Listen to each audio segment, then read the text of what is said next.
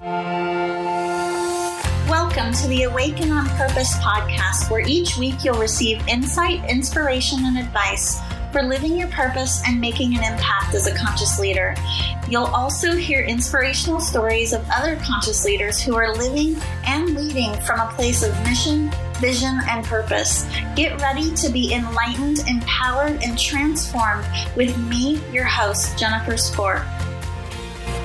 It is my joy to welcome as a guest to the show today, Alyse Bacine. She is a Philadelphia-based leader in breathwork, energy work, creator of the Metamorphosis Ascension Journey and the Awakening and Activation of Your Psychic Abilities. Alyse uses her powerful connection to spirit to tap into your energy and see exactly what is holding you back, and then guide you to release old blocks and stuck energy through a simple breathing technique and powerful energy work. Welcome. I'm super excited to just share you with everybody today. Thank you so much. I'm really excited to be here. Yeah, so let's dive right in. Tell us more about your story. You know, what inspired you to do the work that you're doing today? Yeah. So, I think I always knew that I was a healer and that I was here with a really big purpose. So I actually had my first spiritual awakening at the age of 19, which is when I discovered breath work. And I also at the time got really into yoga and became a vegan and learned, all these different healing arts. But breath work was the thing that kind of really drew me. And I started working at a yoga studio, and I was just really kind of putting myself in all of these different, around all of these different people and energies that would transform me. I was in college and I was not exactly very happy. I think I was just searching for answers and wondering if this is all that there is to life, because it didn't seem very exciting to me. I was always a seeker, and I was always someone who wanted to understand the deeper layers of things. I always was interested in what other people were thinking and understanding psychology, and I was always really into astrology and tarot cards and being a witch and psychics and all of this stuff.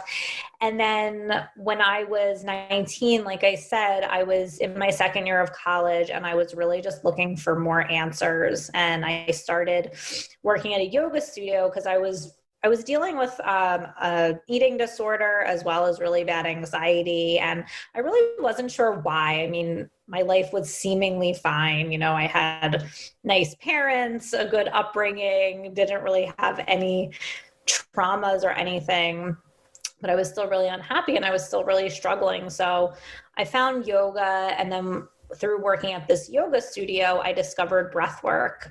There was a breathwork class being held at the yoga studio, and I went, and I just felt super drawn to it.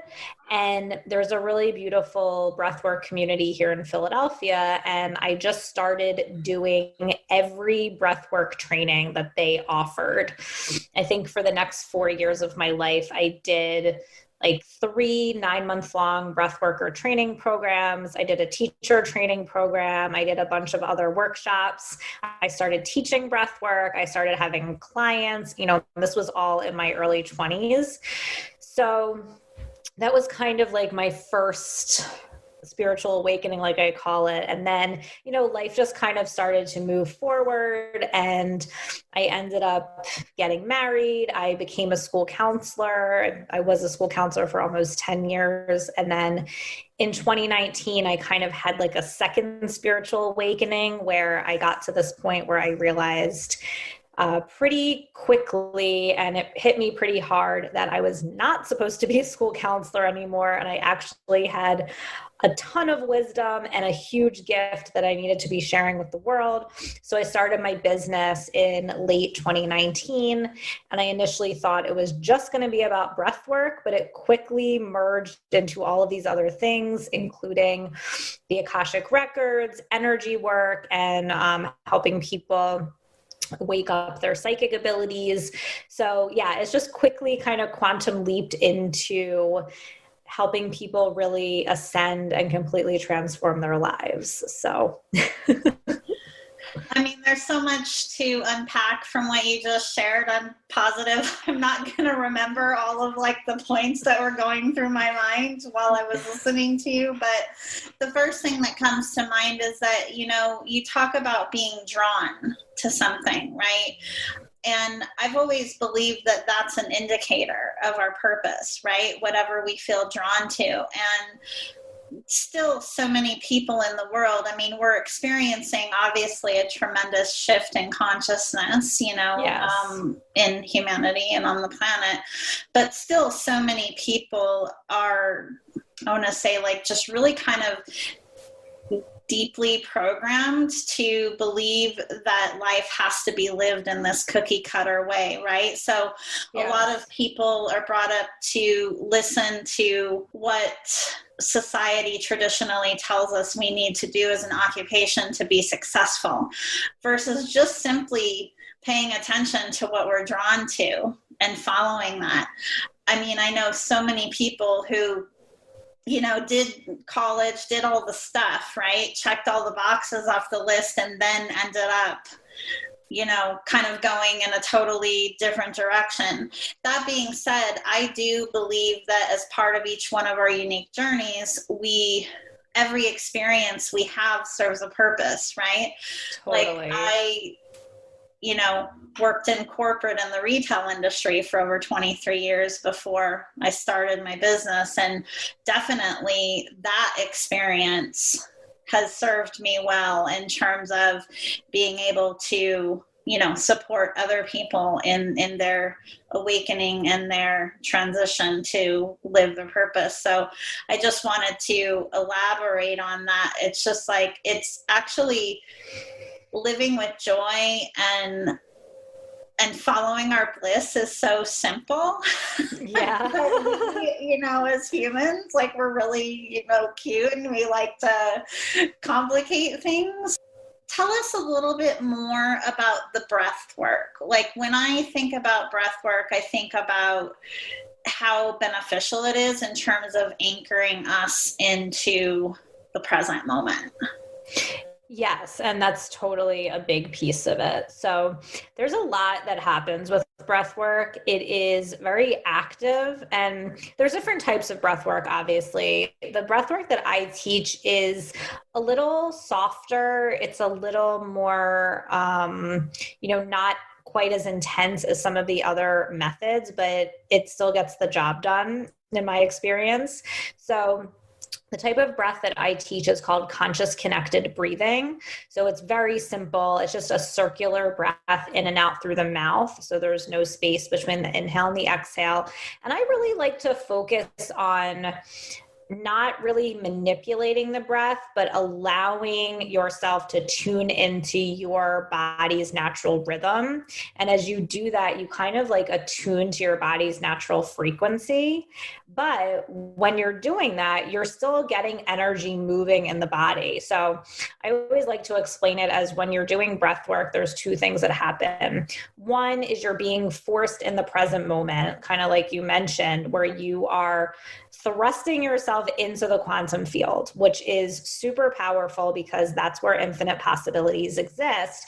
And the more that you do this and you're aligning yourself with the quantum field, you're aligning yourself with infinite possibilities. So all of a sudden, things that you never thought were possible can become a reality because you're energetically aligned to it.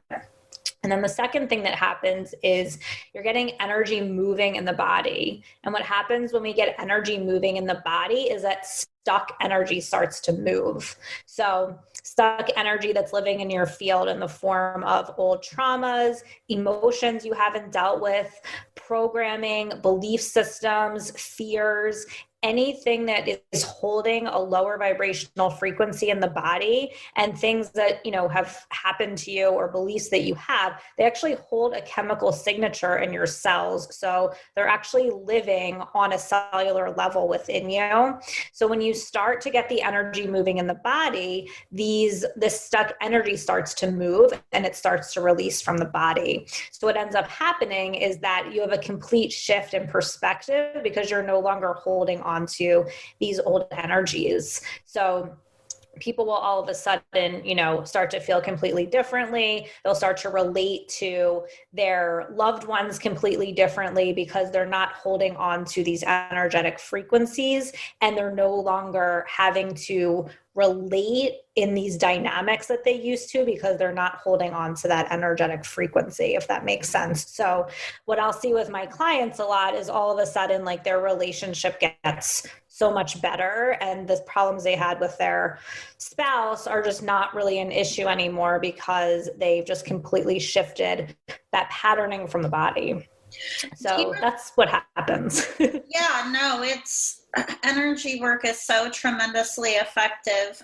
Do you ever find that those etheric cords recreate themselves, especially in, relationships that are really kind of, I don't know what the word is I'm looking for, like intertwined? Yeah, definitely. So that's why I actually teach cord cutting as in both of my programs. And I do it with my one-on-one clients too, because we are connecting energetic cords with people all the time, right? Like anytime we interact with someone. So it's so important. And especially if that cord is something where you feel like it's draining your energy. Like, for instance, like, we now have a cord when we're talking, but when we stop talking, we can like disconnect from each other's energy and we'll be fine. But then if it's, for instance, like my kids, right? Like, there'll be very specific cording that will happen where it's more like draining. Whereas like if I can cut those cords and then connect my kids' energy fields to the earth and to the universe or source energy, then they can be like living from that place instead of like feeding off of my energy. So that's something I do a lot too. And that's something that I help my clients with too, to be able to set these really solid energetic boundaries and then start to know when they need to cut those cords that were created again once, that energy shifted. Yeah, that's a really important distinction. I love this topic of energy work because, I think affirmations can be effective, if they're more customized, to the person. But what a lot of people, I guess there's kind of a misconception out there, right? That, yes. If I just say these affirmations or, do the thing, like do the mechanics of the thing, I guess, for lack of a better way to put it. And then people wonder why they're not manifesting what they want. It's just because our words can definitely be powerful, and they are, but what's more so the driving force is the energy, I believe. Yeah, the energy behind it. So yeah, you can say all the affirmations you want, but if you don't shift the core energy that's behind the patterning, then you're still going to attract that same energy no matter how many times you say the affirmation. So the affirmation is great to say after you clear the energy, because once you clear the energy, then you have space to create something new. So the affirmation is great because then you're telling the universe what you're filling the space with, right? Yeah. But if you don't do that, then the affirmation is really meaningless. Yes, absolutely. We mentioned earlier, right, that our planet is we're literally in a new age now. Yes. We're experiencing this tremendous shift in consciousness. And with that, part of my mission, and I am really passionate that more than ever, we need leaders who are leading from a place of mission, vision, and purpose, which isn't aligned with the traditional way that many of us have been taught in terms of what leadership is. What does conscious leadership mean to you? To me, I think the most important thing about conscious leadership is being willing to do the inner work, whatever it takes. Like, to me, the inner work is the only work. And like, we can have a tremendous vision for what we want the world to look like, but until we make the shifts on the internal level, we're not going to see the shifts that we want to see in the external. So to me, a conscious leader is fiercely dedicated to their own inner process, and just releasing and continuing to work on themselves and grow and continue to get to higher and higher states of consciousness, and then also being fiercely dedicated to helping other people do the same thing. So to me, that's what it's all about. I mean, I think there's people out there who have like very defined missions around creating new systems and structures and having a vision of what the new earth is going to look like. And I think that's great. But no matter what, the inner work has to be coupled with that. So to me, that's like the most important thing and what I'm super dedicated to. And, I only like to work with people that are super dedicated to that as well. That's so beautifully said. It's so true. I mean, we have to lead ourselves, first and foremost, in order to be able to truly embody that and lead forward for others. And that's what I think one of the major differences is when you look at leadership versus conscious leadership, right? I feel like in the traditional patriarchal society, that we've created, that's changing. Yay. That's all I can say about that. Is that, one might think of a leader more as someone who makes strategic decisions, right? And all of that is true, but there wasn't nearly as much emphasis on the self and on truly, embodying the concept of leading by example. So, I mean, I just love how you put it. Yeah.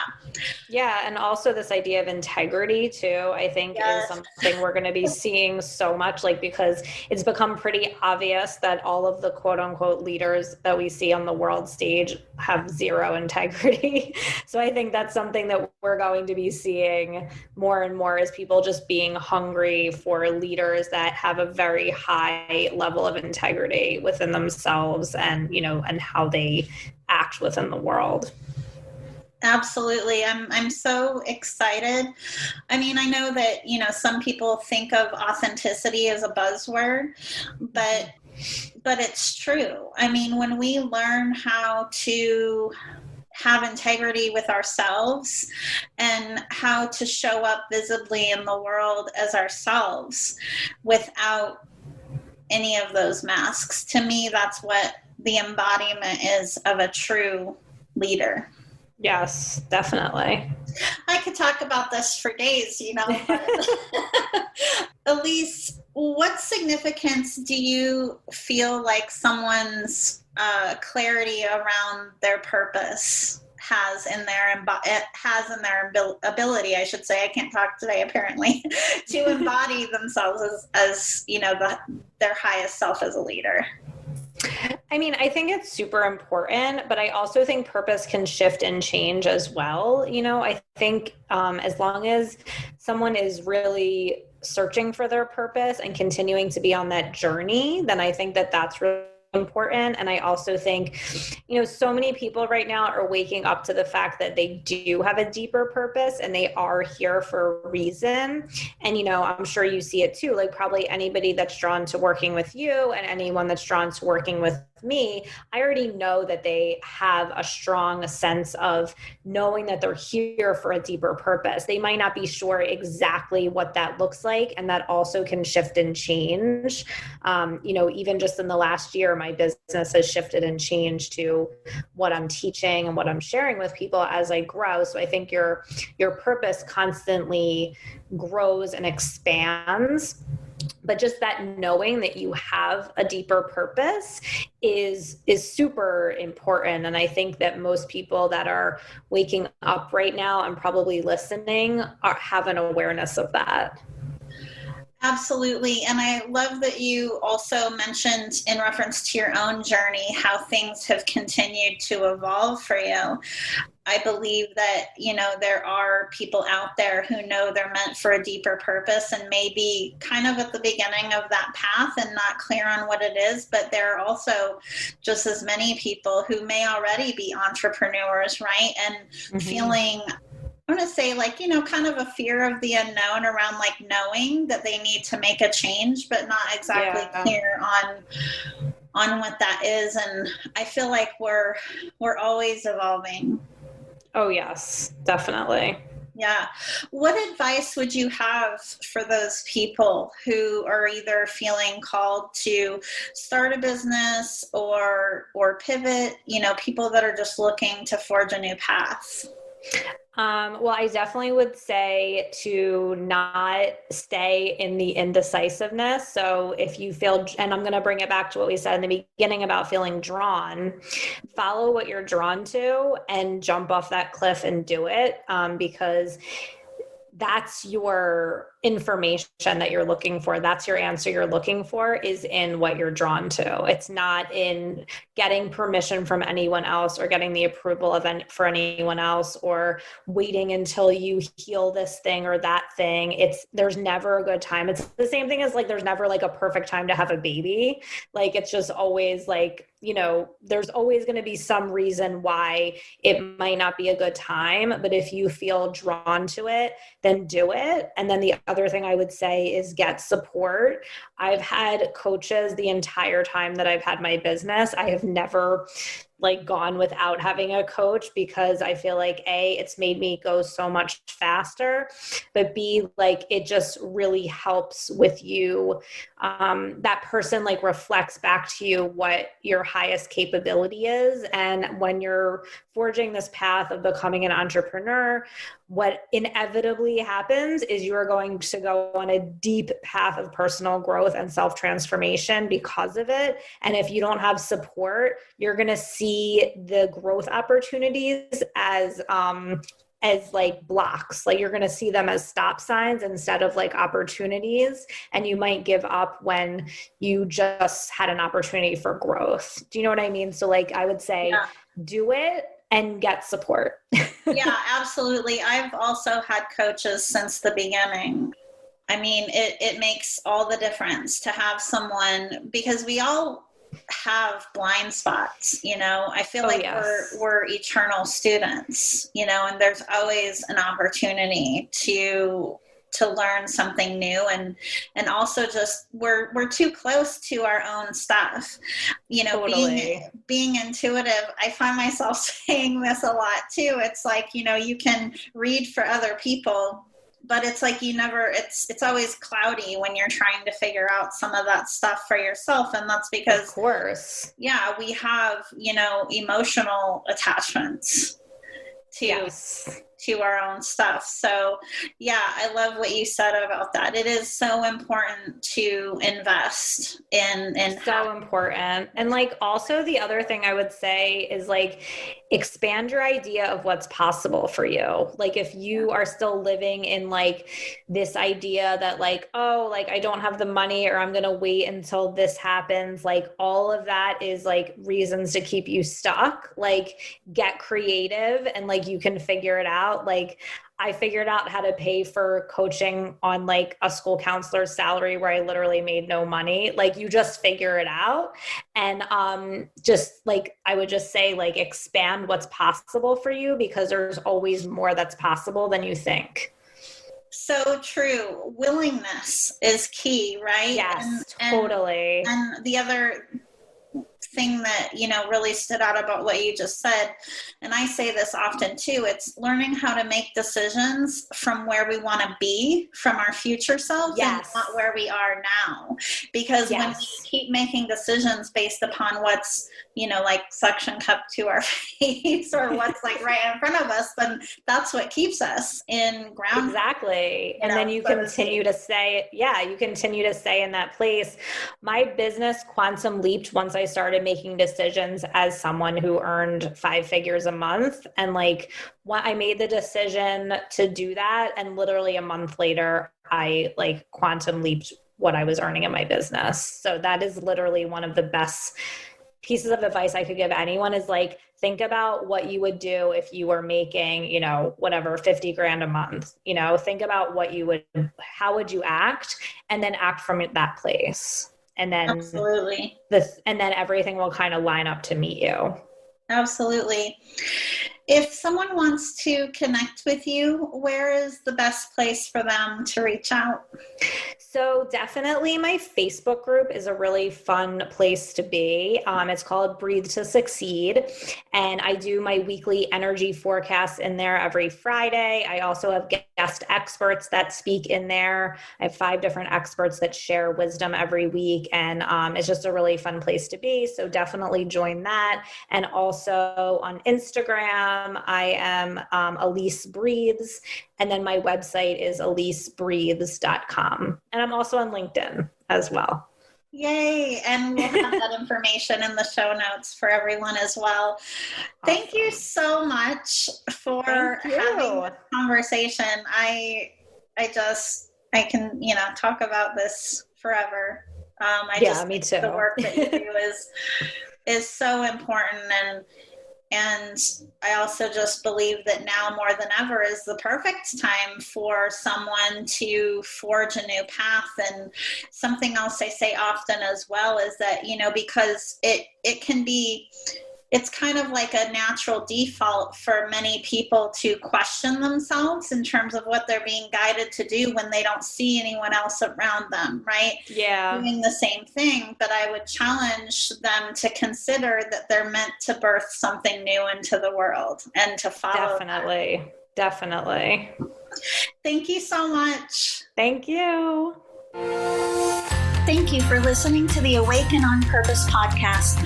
Please visit me and subscribe to the podcast on iTunes or at awakenonpurpose.com so you never miss an episode. To learn more about how you can live your purpose and make an impact as a conscious leader, visit me at jenniferspoor.com. And while you're there, be sure to join my email list for exclusive offers and a weekly dose of inspiration.